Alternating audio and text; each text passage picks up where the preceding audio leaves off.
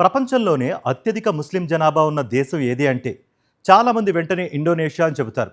కానీ అదే ఇండోనేషియాలో వెయ్యేళ్లకు పైగా చరిత్ర కలిగిన అద్భుతమైన హిందూ దేవాలయం ఉందని ఎంతమందికి తెలుసు?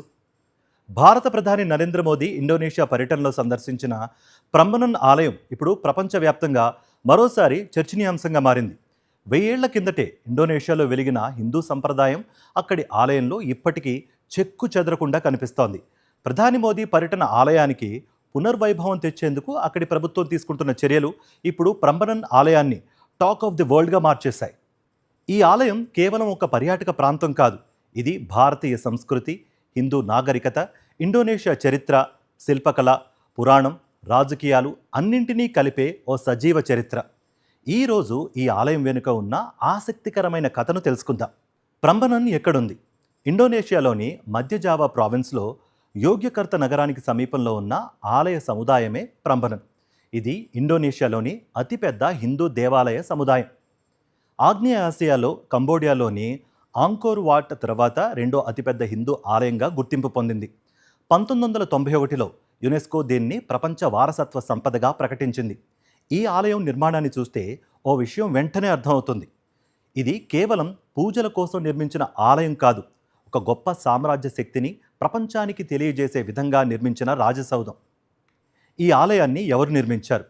9వ శతాబ్దంలో మతారం రాజ్యాన్ని పాలించిన సంజయ్ వంశ రాజులు ఈ ఆలయాన్ని నిర్మించారు.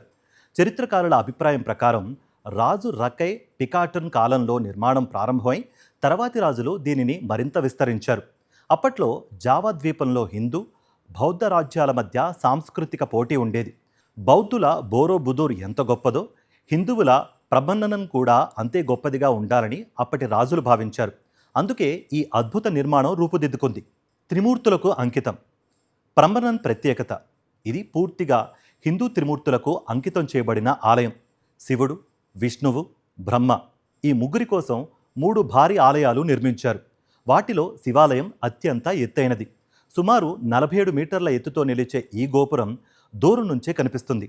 శివాలయంలో శివుడితో పాటు దుర్గాదేవి, వినాయకుడు, అగస్త్య మహర్షి విగ్రహాలు కూడా ఉన్నాయి. విష్ణు ఆలయంలో గరుడుడికి ప్రత్యేక ప్రాధాన్యం ఇవ్వడం విశేషం. ఇండోనేషియా జాతీయ విమానయాన సంస్థ పేరు కూడా గరుడ ఇండోనేషియా కావడం యాదృచ్ఛికం కాదు. గరుడు అక్కడి సంస్కృతిలో ఇప్పటికీ ఓ ముఖ్యమైన ప్రతీక. 240 ఆలయాల మహానగరం. ప్రస్తుతం మనం చూసేది కొన్ని ప్రధాన ఆలయాలు మాత్రమే. కానీ 1000 ఏళ్ల క్రితం ఇక్కడ మొత్తం 240 ఆలయాలు ఉండేవి. దాదాపు 40 హెక్టార్ల విస్తీర్ణంలో నిర్మించిన ఈ సముదాయం ఆ కాలంలో ప్రపంచంలోనే అత్యంత భారీ హిందూ ఆలయ సముదాయాల్లో ఒకటి. ప్రధాన ఆలయాల చుట్టూ చిన్న ఆలయాలు రాజకుటుంబానికి, పూజారులకు, దేవతల ఉపాలయాలకు కేటాయించబడ్డాయని పురావస్తు శాస్త్రవేత్తలు చెబుతున్నారు. రాతిలో రామాయణం. ప్రంబనన్ గురించి మాట్లాడితే రామాయణాన్ని తప్పకుండా ప్రస్తావించాలి. ఈ ఆలయం గోడలన్నింటిపై రామాయణంలోని ఘట్టాలను అద్భుతమైన శిల్పాల రూపంలో చెక్కారు. శ్రీరాముడి వనవాసం, సీతమ్మ అపహరణ, హనుమంతుడి లంకాదహనం, రావణాసురుడితో యుద్ధం, ఇలా మొత్తం కథ రాతిలో జీవం పొందింది. ఆలయం చుట్టూ కుడివైపు ప్రదక్షిణ చేస్తూ వెళితే శిల్పాలే కథ చెబుతాయి. ఇది ప్రపంచంలోనే అత్యంత అద్భుతమైన రామాయణ శిల్ప సంపదల్లో ఒకటిగా గుర్తింపు పొందింది. ఇప్పటికీ పౌర్ణమి రాత్రుల్లో ఈ ఆలయం ముందు ఓపెన్ ఎయిర్ రామాయణ బ్యాలే నిర్వహిస్తారు. వేలాది మంది పర్యాటకులు దీన్ని చూసేందుకు వస్తూ ఉంటారు. వెయ్యో విగ్రహ కథ.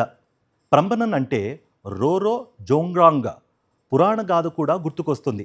యువరాణి రోరో జోంగ్రాంగ్ను వివాహం చేసుకోవాలంటే ఒకే రాత్రిలో 1000 ఆలయాలు నిర్మించాలని యువరాజు బండుంగ్ బోండో ఓసోకు షరతు విధించిందట. అతడు అతీంద్రియ శక్తులతో ఆలయాలు నిర్మించడం ప్రారంభించాడు. చివరికి పని పూర్తయ్యే సమయానికి యువరాణి గ్రామస్తులతో మంటలు వెలిగించి వరి దంచించి తెల్లవారినట్లు భ్రమ కలిగించిందట. దాంతో ఆత్మలు వెళ్ళిపోయే. కోపంతో యువరాజు ఆమెనే 1000వ విగ్రహంగా మారాలని శపించాడట. శివాలయంలో ఉన్న దుర్గాదేవి విగ్రహమే ఆ యువరాణి అని స్థానికులు ఇప్పటికీ నమ్ముతారు. చరిత్రకారులు మాత్రం ఇది కేవలం జానపద కథ అని చెబుతున్నారు.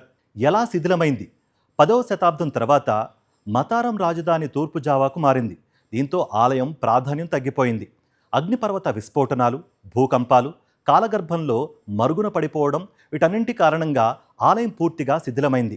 1811లో బ్రిటిష్ పాలనా కాలంలో ఈ ఆలయం శిథిలాలను మళ్లీ గుర్తించారు. 1900లలో పునరుద్ధరణ ప్రారంభమైంది. 100 ఏళ్లకు పైగా సాగిన పునర్నిర్మాణంలో ప్రతి రాయిని దాని అసలు స్థానంలోనే అమర్చేందుకు పురావస్తు నిపుణులు ఎంతో కష్టపడ్డారు. 2006లో యోగ్యకర్త భూకంపం మరోసారి ఆలయాన్ని దెబ్బతీసినా మళ్ళీ పునరుద్ధరించారు.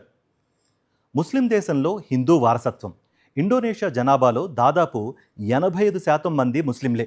అయినా ఆ దేశ జాతీయ చిహ్నాల్లో పురాణాల్లో, భాషలో సంస్కృత పదాలు ఇప్పటికీ కనిపిస్తాయి.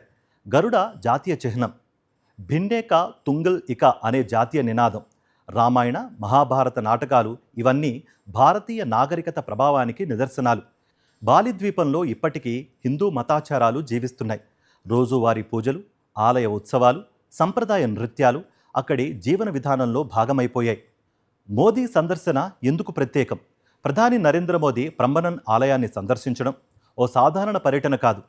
భారత్, ఇండోనేషియా మధ్య ఉన్న వేల ఏళ్ల నాగరికత సంబంధాలను మరోసారి ప్రపంచానికి గుర్తు చేసిన ఘట్టం. ప్రంబనన్ ఆలయ పరిరక్షణలో భారత్ సహకారం అందించే అంశంపైన చర్చ జరిగింది. పురావస్తు పరిరక్షణ, సాంస్కృతిక మార్పిడి, పర్యాటకాభివృద్ధి ఈ 3 రంగాల్లో 2 దేశాలు కలిసి పనిచేసే అవకాశాలు మరింత పెరిగాయి. ప్రంబనన్ ఆలయం కేవలం రాళ్లతో నిర్మించిన దేవాలయం కాదు. 1000 ఏళ్ల చరిత్ర, భారతీయ సంస్కృతి, ఇండోనేషియా నాగరికత, రామాయణం, అద్భుత శిల్పకళ అన్నింటినీ కలిపిన సజీవ వారసత్వం. ప్రపంచంలో అతిపెద్ద ముస్లిం దేశంలో హిందూ సంస్కృతికి గర్వకారణంగా నిలిచిన ఈ ఆలయం నేటికి 2 దేశాల మధ్య ఉన్న సాంస్కృతిక వారధిగా కొనసాగుతోంది. మోదీ సందర్శనతో ప్రంబనన్ మరోసారి ప్రపంచ దృష్టిని ఆకర్షించింది. చరిత్రను కాపాడుకోవడం అంటే గతాన్ని మాత్రమే కాదు, భవిష్యత్తు తరాలకు మన నాగరికతను అందించడం కూడా అని ఈ ఆలయం మనకు గుర్తు చేస్తోంది. ఇది వాటి స్పెషల్.